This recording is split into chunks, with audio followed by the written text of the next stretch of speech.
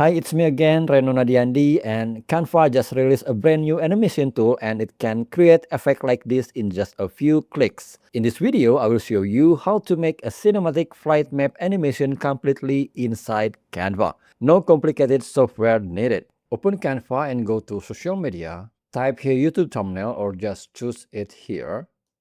Now please go to apps and type here map, enter, and choose map video. Now select the duration. I will choose 10 seconds and then choose the plane icon type. I will choose this one.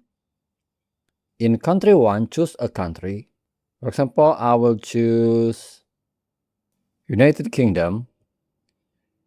And the second will be, I will choose Australia. Click on the add flag field. And you can also check this add text, but I will not use it for now.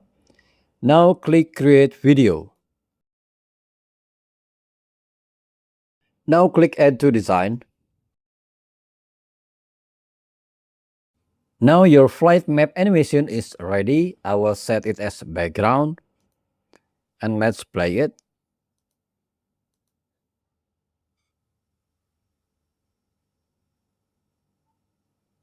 It will zoom to the country 1 and then move to the country 2. Click share, download as MP4 and then click download. Alright, so now you have it.